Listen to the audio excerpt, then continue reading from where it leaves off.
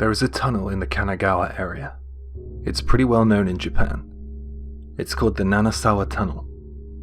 It is also known as the Yamagami Tunnel. This happened about 2 years ago. Back then I was in the second year of university, and I was living in Atsugi, Kanagawa. There were loads of supposedly haunted places in the area. My friends and I were really into exploring places like that since we didn't have much else to do, and urban exploring was always free. We loved to dare each other to go to these haunted places. We got wind of a rumor about Nanasawa Tunnel. My memory is a bit vague, but this is how the legend goes. If you go to Nanasawa Tunnel on a rainy night, you will see a ghostly figure of a woman in white. I like scary places, but I've never been a believer in the paranormal and I've never seen a ghost. That all changed one rainy night though, when we went to go and check out that tunnel. I went with 3 other friends. Let's just call them A, B, and C. I was driving. A knew the story best, and we were reliant on his directions to get to the tunnel. We always went on these kind of haunted places explorations in the middle of the night. It was about 2 a.m. when we were driving through the winding mountain roads. The distance between each streetlight grew larger and larger. We turned off the main roads and onto dirt ones. We saw no other cars on the streets. I already wanted to turn back at this point. It felt like a lost cause, and it felt as if we would get lost out here too. While I was deciding on how to tell this to the guys, B shouted and pointed ahead. We looked at what he was pointing at, and there was a car to the side of the road. It looked as if it had been abandoned. The weeds and grass had begun to claim the rusted car. "So what, it's just an abandoned car," I said as we passed it. "There was someone in there, didn't you see that?" B seemed completely panicked, but I didn't see anything. Ever the skeptic, I told him that it was just a trick of the light. No one else saw it, so we calmed B down. Since we were somewhere we hadn't been before, and it was the middle of the night, and now we were on the dirt roads, I was inwardly pretty freaked out at this point. B wasn't the type to get agitated over nothing as well. We approached the gate up ahead. It was propped open. On the gate was a heavy rusted sign, and it read, "Keep out."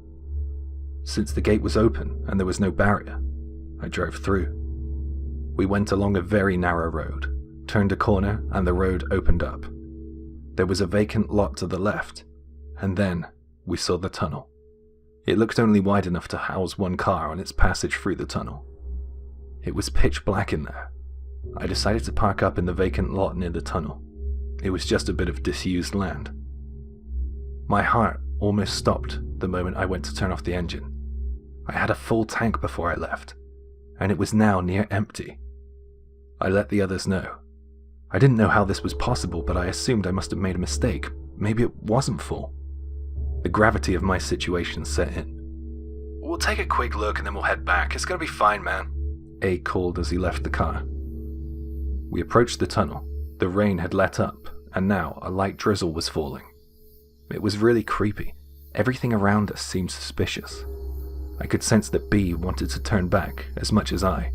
We hung back while A advanced ahead, with torch in hand. He entered the dark and ominous tunnel. C followed after him. And then finally me and B went in. We were all in a line. I don't claim to have the ability to sense spirits or anything, but when I was in that tunnel, I just felt it as if something was wrong. A clearly didn't feel the same, as he was walking around in there with a carefree attitude. He was chuckling to himself, pointing his torch to the walls and reading the graffiti out loud. We reached about the middle of the tunnel. Suddenly, the torch started flickering, and eventually it went out. It was freaky as hell. Even though the tunnel was dark and gloomy, it was partially lit by the moonlight near the entrance. A screamed and ran for it, back towards the entrance of the tunnel. The dumbass's screaming made us all run for it. I guess that's a good thing though. I didn't want to split the group up. I just remember running for my life. It was really scary when that torch went out. When we got out of the tunnel, we could see each other's faces again. A looked as white as a sheet. C asked A if he was ready to leave. "Is there something behind me?" A asked. We all didn't know what the hell he was talking about. or what he was trying to say. "Did you guys hear something?" I didn't know what I was supposed to have heard, so I said no. So did B and so did C. "I thought you heard it, that's why you ran," A said.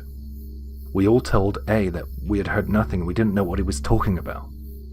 He said that he heard a voice calling, "Hey, hey." He said it was getting closer and closer as we ran.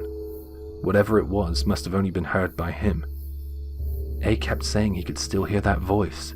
He was almost in tears as we got back to the car. He said he could hear it right against his ear. Although he seemed to be the only one who could hear it, it was enough to freak us all out. So I hurriedly started the engine. I wanted out. Everyone was freaking out now. Mass hysteria, I guess. I couldn't see the rear view mirror properly, but I put the car in reverse and I headed out. We arrived back at the gate and my heart sank. The gate was now shut and a white pole was now in place along the chain link fencing. I bolted out of the car to try and lift the barrier.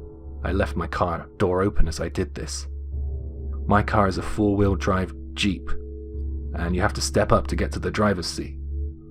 When I got back to the car, I saw that there was a white vinyl umbrella resting on the step. I kicked it away. I didn't care anymore, I just wanted to get away. There was no reason why that umbrella would be there. I sped through the gate and back onto the mountain roads, and eventually down the mountain. We managed to fill my tank up at a gas station nearby. We finally arrived at A's place. He put his key in the door, and we were about to enter when C started shouting and pointing at his back. Parts of his shirt were torn in vertical lines, as if he had been slashed or scratched at. We all agreed to crash at A's that night. I don't think any of us wanted to be alone. We were all silent until the first light of morning filtered through A's windows. Then, I headed home. I got a call from C in the evening. A was hurting. C said that he had had a fever and parts of his back was inflamed and swollen. He was in a really bad way. I rushed over to see him. He was groaning in bed. He showed us his back and something was swelling on it, like it was the size of a fist. We agreed that he should be in hospital. With no complaints from A, we took him to a nearby accident and emergency room. He ended up staying in the hospital for about 2 months. The cause of the swelling was unknown, but antibiotics cleared it up eventually. B broke his leg within the same week that we went in that tunnel, and I ended up with an ankle sprain about 3 days after that. This is just carelessness though. I can't in good conscience blame all these things on our trip into that tunnel, can I? Either it's a coincidence, or truly there is something evil in that tunnel. Either way, I ain't going back.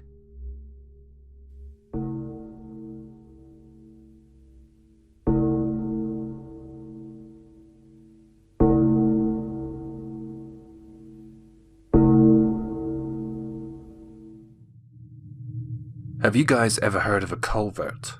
It's an underground tunnel which carries water under roads, railroads, trails, and through the cities and towns we live in. Essentially, they are large underground passages. It connects to rainwater pipes and storm drains, and during heavy rainfall, it becomes a floodway. When I was a student, it became popular to explore these tunnels. We loved exploring the culverts and the storm drains beneath Tokyo. They're really easy to get into as well. You just start off by a riverside, find the tunnel entrance or exit, and walk on in. Just remember to bring flashlights because it's pitch black in there. We didn't want to get caught by anyone in the tunnels, so we would go at night. There were so many pigeons in there. When we entered, they began flapping their wings and it terrified us. The more you walked in the dark, the more noises you would hear. There were areas where you could hear the sound of the subway nearby. In other areas, holes in the tunnels led to underground bodies of water. Being down there and hearing familiar things, and taking familiar turns in the road made you feel as if you'd been down there before. We had some really fun times down there, but one incident made us never want to set foot in the tunnels again. We decided to explore a bigger network of tunnels. The entrance was about 5 meters high and about 10 meters wide. a little further into the culvert, and we found a round tunnel about 3 meters high. It seemingly went on forever. After about 5 minutes of us walking down this tunnel, we couldn't see the entrance any longer. There was no light in that tunnel at all. Without our flashlights, we would have been in utter darkness. The tunnel was completely straight, but there were some other holes and caverns along the way. There were many rainwater downpipes connecting to the surface, and ladders leading to manholes. There was a well. It went down about 10 meters. It had some fluorescent markings on it too, so I guess that people came down here from time to time. You know, waterworks employees. So we continued exploring down this straight tunnel for about 30 to 40 minutes, and we came to a big opening. It was pretty big, about 5 meters tall, and it was about the size of a classroom. I thought I had found an exit at the top of a ladder, but I couldn't open the hatch at the top. There was some sort of wire mesh blocking it. I could see outside from the top of this ladder though.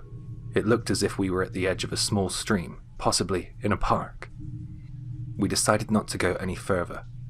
We turned back to go the way we came. After a few moments of walking, we lost the tiny bit of light the park had provided, and we were plunged back into darkness again. Suddenly, one of my friends in the group stopped and said, "Hey, can you guys hear something?" We all stopped walking so we could listen. There was a kind of low hum or mumbling sound, like a growl or the sound of a car idling its engine. It was such an indescribable sound. "It's just the sound of the subway again," one of my friends dismissed. "Nah, the subway's got a more continuous sound to it," another argued. We spoke about what it might be, a car or something. It was irregular, yet continuous. Then we all decided that whatever it was getting closer. We listened in silence, and then we heard the sound of water sloshing. It sounded as if something was in that tunnel with us, and it was heading our way. I could see the water moving. I thought that it could be an employee from the waterworks who came through a manhole or something. We all decided to turn our flashlights off and continued listening to the sound. The splashing of water was getting closer and closer. "This is weird, guys," someone muttered. "It's just a water leak or something," someone else said in a non-confident voice. We would have expected to see their flashlight by now, but it was still pitch black. It was coming closer and closer. "It's not a waterworks employee. Why would they be down here this late with no torch?" I said. "They could be wearing night vision goggles. What if it's a spy? Maybe it's someone playing an airsoft game, you know, paintball or something. Then the noise would be louder, dumbass." All ideas were being discussed, some more plausible than others. The sound got louder and louder. It was getting closer. It sounded too big to be human. It sounded too big to be two humans. It was something different. That continuous growling noise was coming with it. No one had to say anything. We must have been thinking the same thing. We turned our flashlights on and started running to the exit. We heard that sound coming up right behind us. I wanted to get a look at whatever was coming towards us, so I shone my torch in its direction as I ran. But I couldn't see a thing. The growling and the sloshing thunderous footsteps sound seemed to be speeding up. We broke into a sprint. Just when I thought I was about to collapse through exhaustion, I saw the faint light at the end of the tunnel. I dropped to the floor when we got outside, panting with my hands on my knees, and I stared towards the heavens. None of us looked back towards the tunnel. After we got our strength back, we fled from the area. We didn't want to be around there any longer. We all stood outside a convenience store drinking cold coffees. We talked about what that thing might have been. A ghost? A cryptid? A spy? That sound was beyond terrifying. That growling and that footfall. I've never heard anything like it since. we were all in agreement that running for it was the correct choice. Something is living down there in the dark. That was the last time we went down in those tunnels. The thought of being down there again petrifies me. This incident has really left a mark on me. I can't be underground without getting stressed out. Subways, malls, basements, even underground parking lots, they all creep me out.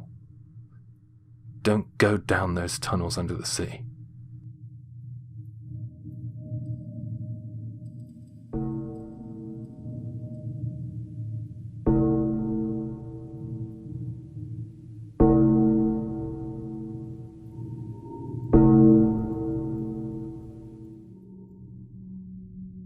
This happened when I was at primary school. My school was a bit strange. There was an underground tunnel or passageway connecting different parts of the gym, the lower part to the higher part. Halfway along this passageway was a small room. I used to belong to a school choir, and I used to call that room the dressing room. I used to use it to store my bag and my personal things when I went to practice. I used to think of it as a green room, you know, like before I went out on stage, like I was a star. I was a kid. Around the summer holiday period, the gym was set to be remodeled. I didn't like it, but I couldn't do much about it, I guess. I was thinking about losing my beloved dressing room, walking home after school, when something dawned on me. I was pretty sure that I had left behind one of my stuffed animals in that room. I had to go and get it. There was no way I was just going to leave it there. I hated the idea of it being crushed under all that rubble. So, even though school had finished, and I was on my way home, I had to turn back. I headed over to the janitor's office, and I asked if I could still get in, and he said, "Oh, don't worry, Mr. K is still in the gym. Go ahead, but hurry up." So I headed over to the gym, walked in, and I couldn't see Mr. K anywhere. I wanted to let Mr. K know I was here. He was a pretty strict teacher, so I knew that if he saw me down here, without me announcing myself, he would be annoyed, and I might be in trouble. Plus, I didn't want to be locked in all night. So I started looking for him, but I couldn't find him anywhere. I guessed that he must have been in the gym's bathroom or something, but when I knocked the door, I got no reply. I felt that time was ticking, so I headed over to my dressing room to get my stuffed animal and get out. I decided to run down through the tunnel and into the dressing room, grab my stuffed animal, and get out. The whole process should take about 30 seconds. I started heading down the tunnel as quickly as I could. Walking down that gloomy tunnel was pretty weird when school wasn't in session. Then, I smelt something terrible. There was a gaping hole in the ground, ahead, in the tunnel. I remembered that there was a manhole in the middle of the tunnel, close to the dressing room, and it was open. I thought that there might be a person down there. Did they already start the construction work? Or was that Mr. K down there? I didn't want to know, to be honest. Either way, I thought I would be in trouble. I decided to sneak by without causing a scene. I got past the manhole and I heard some sounds behind me. I really didn't like it, so with fear likely painted on my face, I hurriedly got into the dressing room, but I held the door slightly open and watched to see if someone would emerge. I saw a flashlight flicking around at the end of the tunnel, then Mr. K. He had a big duffel bag with him. He was carrying it over his shoulder. I was curious as to what he was doing and what he was holding. It was weird. Whatever it was heavy. He was struggling and grunting as he fumbled with the bag. He threw it down there. He threw it down the manhole, and it landed with a heavy thud. He then tried to shut the manhole. He seemed desperate. I thought that since he was struggling, I could announce myself and offer to help him. I took one step out of the dressing room, and he froze and spun his head around and stared at me. "Who's there?" he shouted. This really freaked me out. Remember, I was in elementary school. It was so jarring to have a teacher shout at me in the dark tunnel after school. He stood there glaring in my direction. I didn't know what to do, but he looked so mad. I just ran for it. I was terrified I would hear his footfall echo up the tunnel behind me, but I didn't. Even though Mr. K wasn't the nicest teacher, I have never heard him shout at a student like that.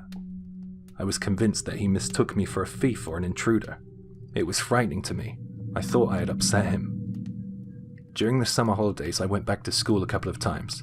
They used to hold pool events, and it was always fun to see my friends there. The first time I went back, I saw that parts of the gym were in the process of being demolished. By the time the following week had rolled around, half the gym lay in ruin. It was odd to see it like that. It was the second or maybe third time I came back to school on one of those pool days, and I noticed that the gym was now completely destroyed. I noticed something else at this point too. There were police cars in the parking lot. I watched the police officers leave their car to be greeted by the principal and the janitor. They walked in the direction of where the tunnel and my dressing room used to be, and that's all I saw. Mr. K never came back after the summer break, and there was a small Buddhist altar set up in the new building, which sat on the land the gym was on. Even though I didn't understand at the time, I knew that something was wrong. Something happened with Mr. K in that duffel bag, and I am just glad that I ran when I did.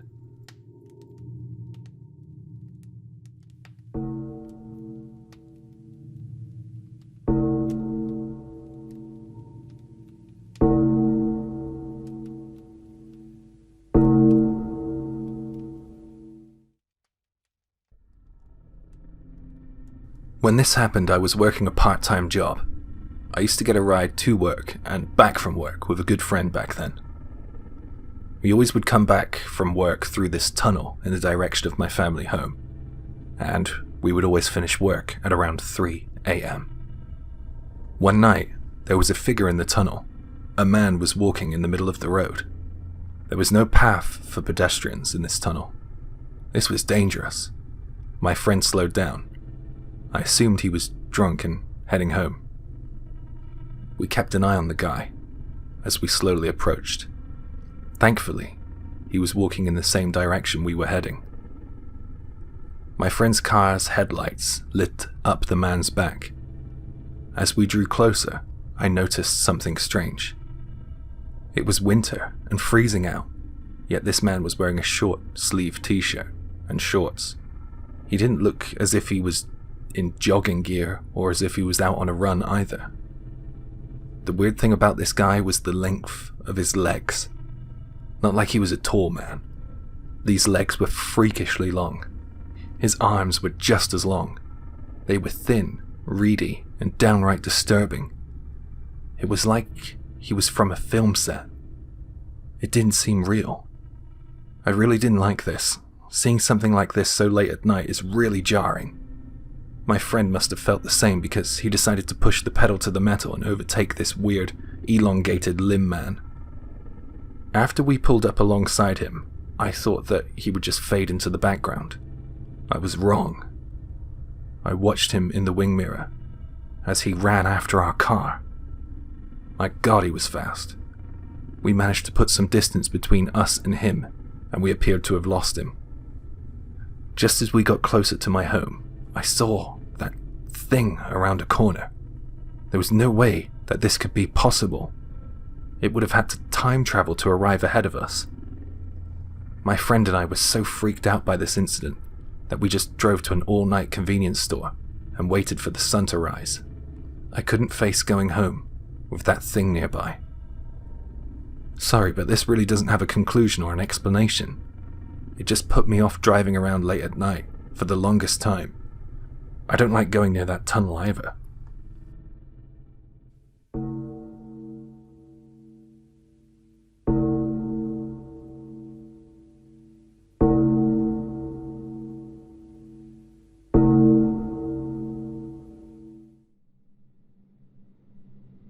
I was traveling by car from Tokyo back to Iwate to visit my parents. It was late night. I was on the express highway until about midnight, and then I turned down a pitch-black country road. I was gunning it at about 60. There were no other cars on the road. It was pretty sweet. The road seemed to be never ending. I had forgotten how long it took to get back home. It was a nice night to go for a drive though, but it felt like it was taking forever to get home. I saw a tunnel up ahead, and as I entered it, I heard that vroom, kind of sound. I love that. Suddenly, something appeared in my rearview mirror. A huge, bright yellow truck.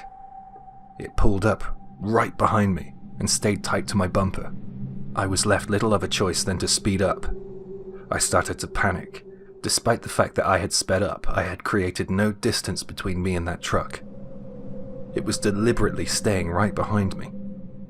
Panic turned to anger, and I began cursing the driver behind me. I remembered that there was a rest area just outside the tunnel, and I decided that as soon as I got out of that tunnel, I would pull over and let this jerk overtake me. When I saw the exit of the tunnel, I turned on my indicator good and early. I broke out of the tunnel and veered off onto the road, onto the hard shoulder. I spun my head around to get a look at the driver who had been almost bumper to bumper with me. But when I turned around in my seat, I couldn't see the truck. We were going so fast and it was so loud that there was no way that I wouldn't have noticed the truck passing me. It wasn't as if there was anything obstructing my view of the tunnel. The truck was big and yellow too, and it had its headlights on. I couldn't see it anywhere. I sat there confused, wondering what the hell was going on, when I heard. It was the sound of someone banging on the driver's side window of my car. Naturally, it scared the crap out of me, so I leapt in my seat.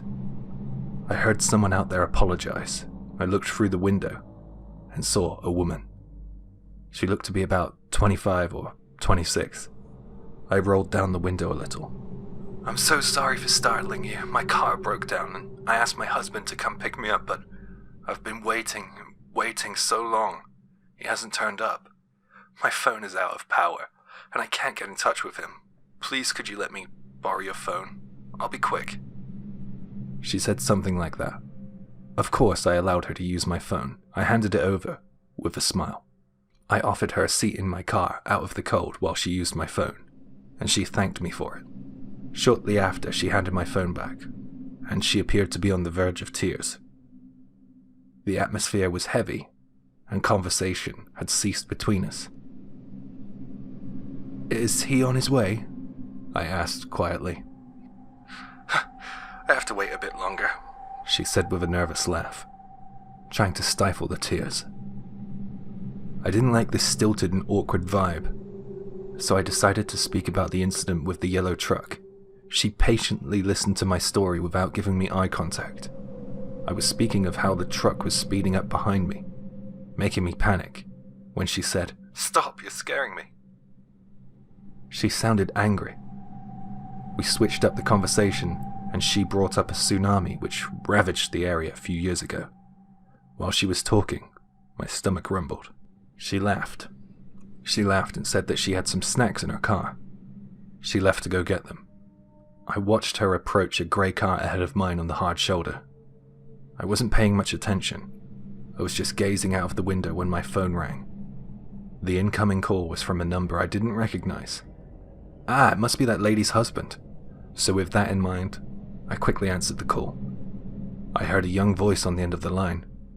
"Hello, I had a missed call from this number. Who is this, please?" You must be Mr. Nakano, right? Yeah, the thing is, I'm actually with your wife now." I went on to explain what had happened. "I find that story quite hard to believe since my wife is sat here with me. Are you sure you got the right number?" he replied. This was weird. To double check, I asked him if he lived in the area that the woman had told me about, and he confirmed that he did.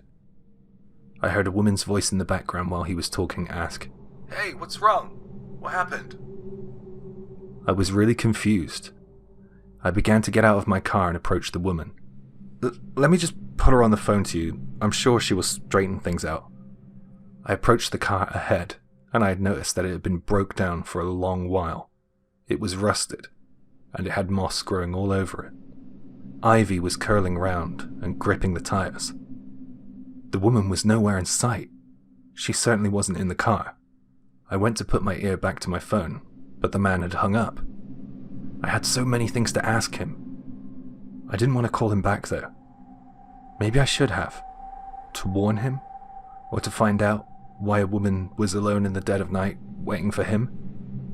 None of this made sense. Not the truck, nor the woman. I didn't tell this story to anyone yet, but But when I go back to Tokyo, I know I won't be going through that tunnel.